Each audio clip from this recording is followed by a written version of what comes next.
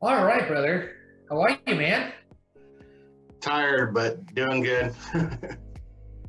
Tired but doing good. No worries, no worries. I am sure you've been working hard. So basically, wanted to get together with you to just really understand your journey, okay, and see how you got started. Just ask you a few questions, really understand where you were before, where you came to be about after you joined to work with us, and then where you are now, Okay. okay?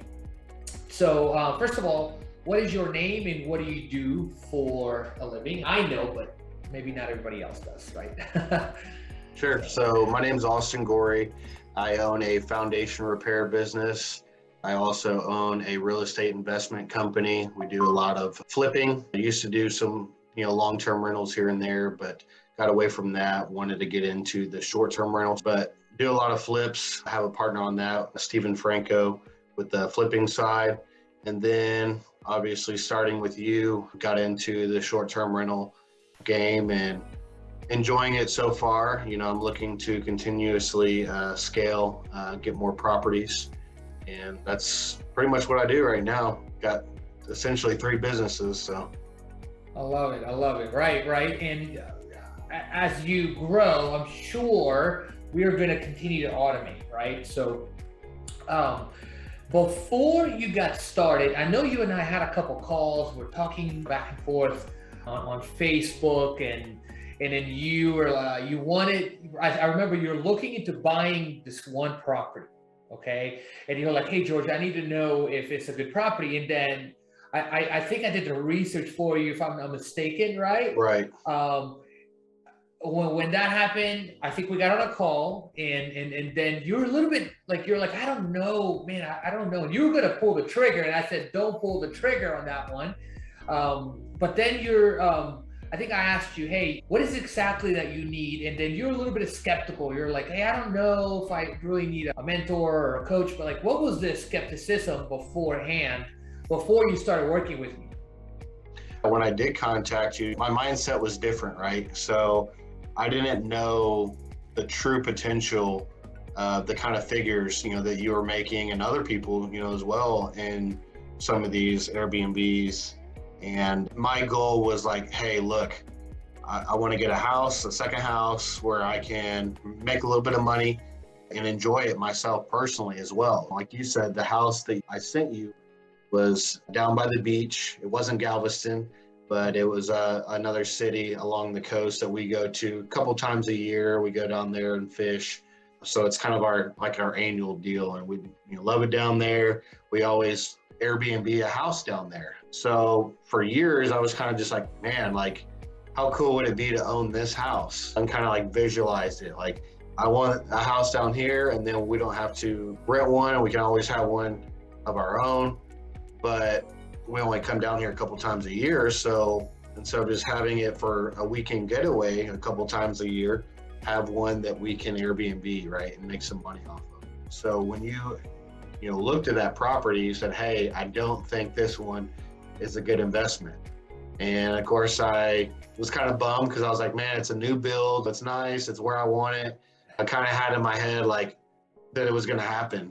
That there's no way that property couldn't do good. But when you ran all the numbers and kind of did the market research before I knew anything about how to do that, you said it wasn't going to be a good opportunity. So it was right then and there where I learn that you're not going to just say, hey, yeah, you can do it, anything's possible. But you had the research and the data to support why it was a bad decision.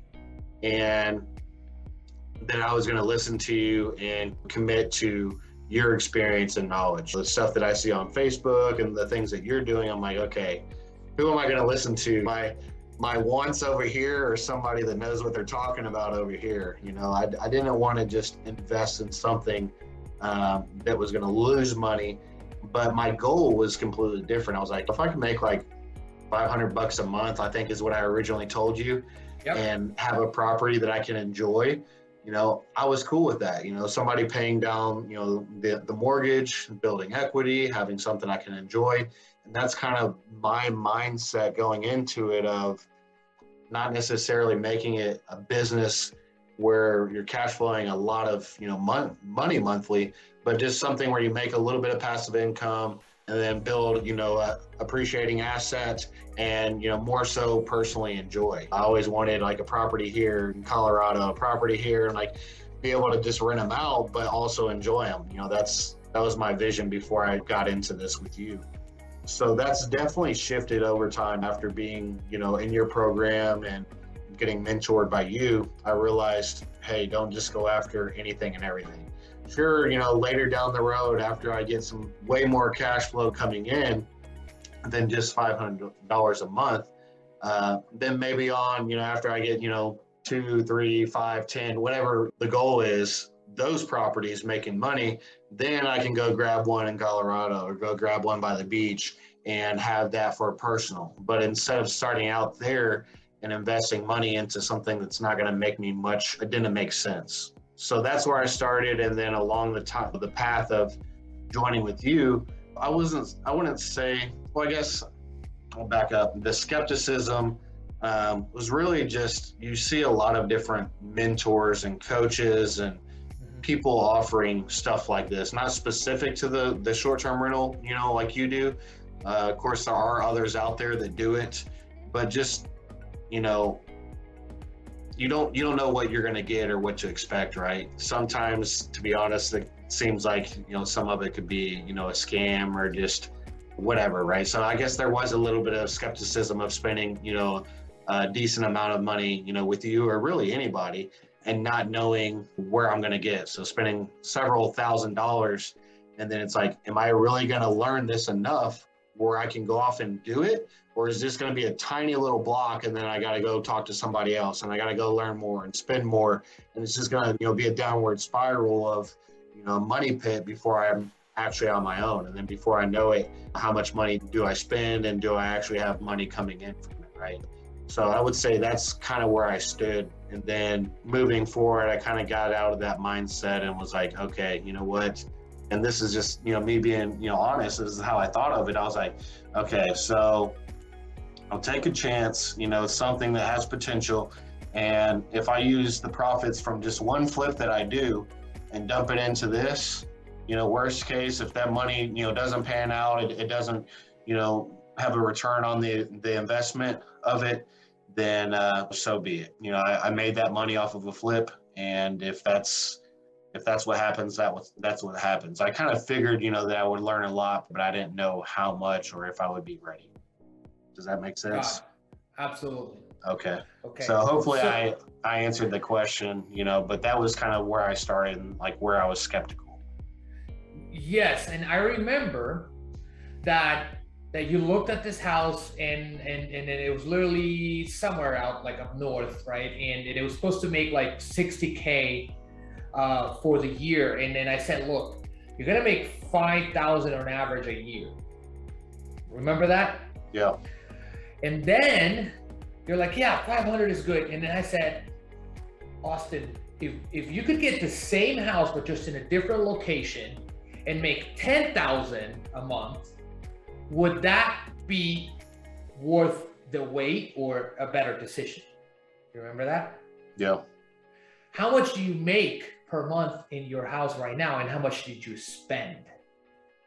In our current house, we invested, I want to say it was basically right around 30,000. I want to say it was around 28 or 29.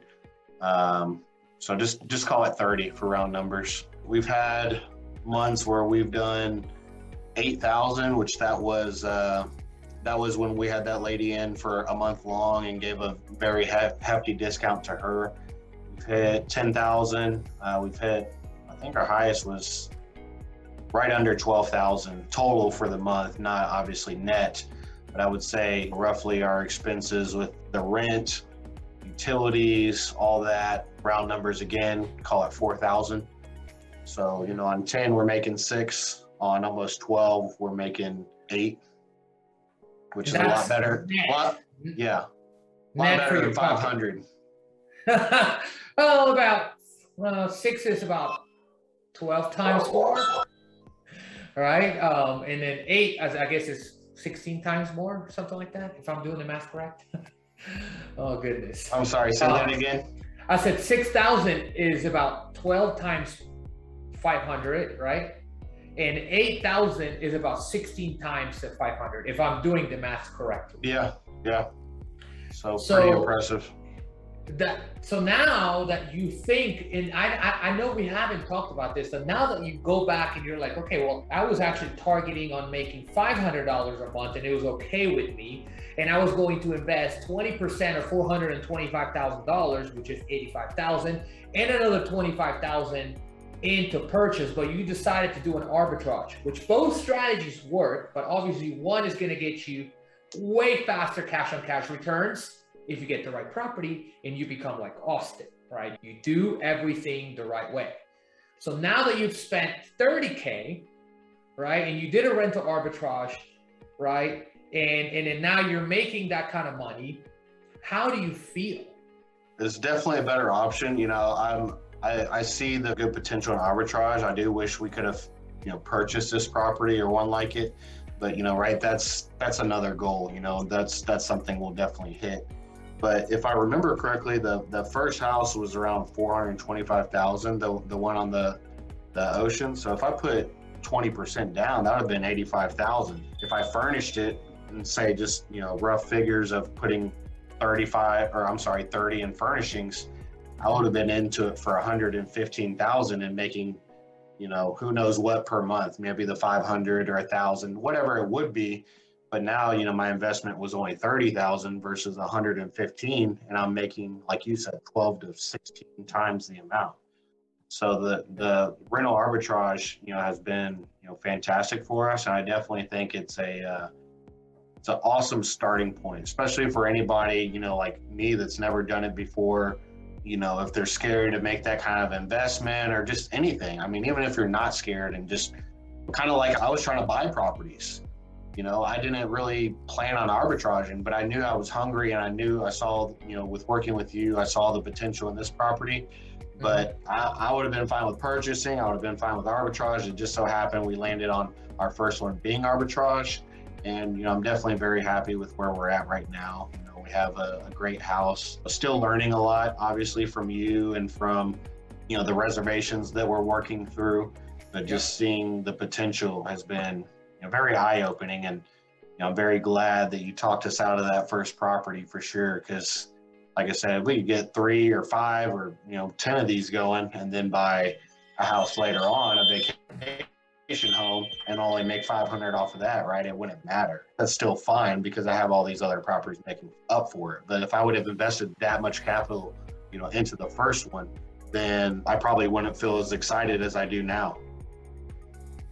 Love it.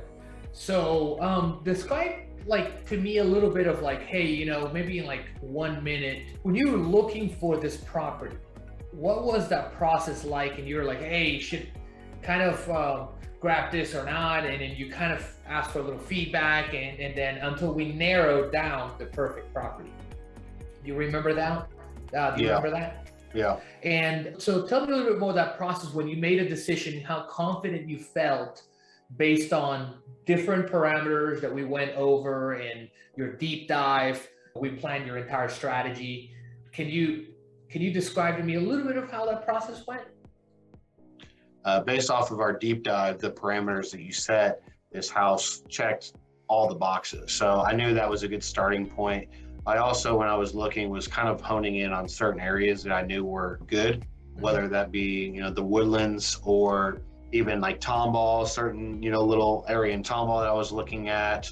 And I was just really combing through all these areas. I went in and set up alerts on HAR and Zillow, where anything that met my criteria, whether it was purchase or rent, I would get notified and I would pursue it. You know, I would start running the numbers, start looking into it, and, you know, just doing the research. So when I came across this property in the Woodlands, like I told you, it's the fastest growing city, ranked number 1 in the world, real close to the waterway and the Woodlands Mall and just everything. Woodlands is just really, really growing and really popular. I was like, okay, well, it checks all the boxes that George gave me, the criteria, right? You know, the avatar that you called it.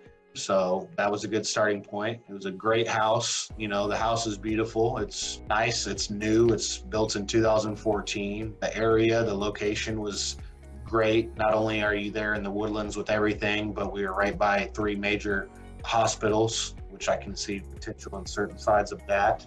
And I just felt really good about it. You know, when I saw the house, I was like, wow, that's a nice house. That would do well. I kind of just knew based off everything that we worked together, yeah, all the other boxes were checked, but also knew like, okay, this house has what it takes. When I envision a Airbnb property, you know, I've stayed at quite a few, you know, in Texas and Tennessee, you know, all over. And I kind of picture what I would want or something I would kind of tend to go to. And if I was looking in the area, you know, this house would definitely be one that I would, you know, if I didn't own it, that I would, you know, definitely want to stay at. Before we came in and furnished it, it just had a lot of appeal. So I think just learning everything from you kind of further put us in a position where we were comfortable with it and said, okay, this is the one.